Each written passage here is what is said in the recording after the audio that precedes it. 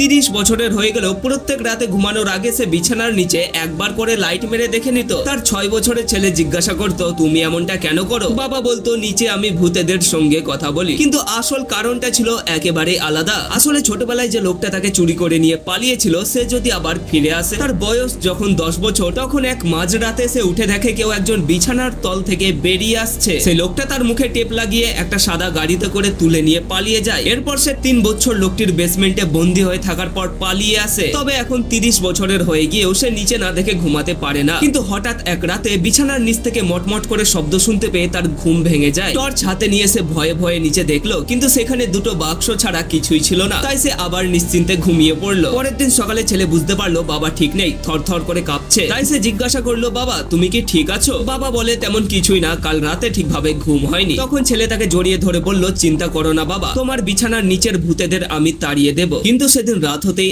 আসল ভয় শুরু হলো। ঘন রাত, সবকিছু চুপচাপ। হঠাৎ করে সে অনুভব করলো চাদরটা যেন নিচের দিকে নেমে যাচ্ছে। তাই একটু নিচে তাকাতেই সে দেখলো কয়েকটা আঙুল ধীরে ধীরে বেরিয়ে আসছে। তখনই তার ছোটবেলার ভয়ঙ্কর কথাগুলো সব মনে পড়ে গেল। সে চিৎকার করে পাশে থাকা একটি ল্যাম্প তুলে আঙুলগুলোর ওপর জোরে আঘাত করলো। ঠিক তখনই বিছানার নিচ থেকেও একটা চিৎকার শোনা গেল, যা শুনে সে আরো ভয় পেয়ে যায়। কিন্তু পরের মুহূর্তে দেখা গেল সেখান থেকে তার ছেলে হামাগুড়ি দিয়ে বেরিয়ে আসছে। সে হাত ধরে কাঁদছিল। তখন বাবা অবাক হয়ে বলল, তুমি এখানে কি করছো? ছেলে বলে, তুমি বলেছিলে নিচে নাকি ভূত আছে, তাই তুমি ঘুমিয়ে পড়ার পর প্রতিদিন ভূত তাড়ানোর জন্য আমি ওই বাক্সগুলোর পেছনে লুকিয়ে থাকতাম। কথাটা শুনে সে কি যে করবে তা বুঝতে পারছিল না। ছেলেকে জড়িয়ে ধরে বলল, ধন্যবাদ বাবা। আর সেদিন থেকে বাবা ও ছেলে বিছানার নিচ ভালো করে দেখেই ঘুমাতো। ভয় নেই, তবুও ভয় তৈরি হয়ে গেল।